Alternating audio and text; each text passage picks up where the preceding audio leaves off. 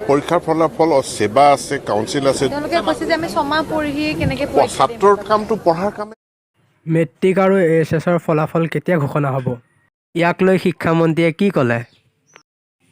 আৰু ইয়াৰ লগতে এইচএছ প্ৰথম বৰ্ষৰ পৰীক্ষাৰ্থীৰ বাবে শিক্ষামন্ত্ৰীয়ে কি মন্তব্য দিলে? কিন্তু সম্পূৰ্ণ ভিডিঅ'টো চোৱাৰ আগতে এই চেনেলটো ছাবস্ক্ৰাইব কৰি দিয়ক।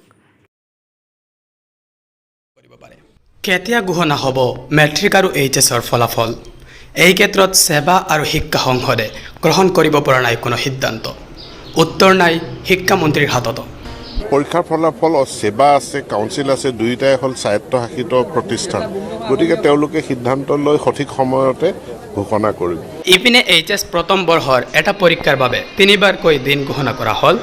তাৰ পিছতো কোনোবাই পৰীক্ষা দিব পাৰিব আৰু কোনোবাই পৰীক্ষা দিবলৈ নাপাব। লগতে এইচএছ প্ৰথম বৰ্ষৰ পৰীক্ষা দেৰিকৈ অনুষ্ঠিত হোৱাৰ বাবে মাত্ৰ 6 মাহ পৰিয়েই দ্বিতীয় বৰ্ষৰ পৰীক্ষাত বহিব লগা হ'ব বুলি শিক্ষাৰ্থীসকলে প্ৰকাশ কৰা চিন্তা সন্দৰ্ভত প্ৰতিক্ৰিয়া ব্যক্ত কৰে শিক্ষামন্ত্ৰীগৰাকীয়ে। এতিয়া পৰীক্ষাটো সেৱাৰ পৰা কাউন্সিলৰ পৰা কণ্ট্ৰল কৰা হৈছে। তেওঁলোকে যি নম্বৰ পায় সেইটো ইয়াতে ৰেকৰ্ডেড হৈ থাকিব, যাতে আমাৰ কোনো অসুবিধা নহয়। আৰু পৰীক্ষা বছৰেকীয়া পৰীক্ষা এদিন দুদিন বানপানীৰ পৰিস্থিতি আছে, অভাৱনীয়তাৰ পৰিস্থিতি, এদিন দুদিন ইফাল সিফাল হ'ব।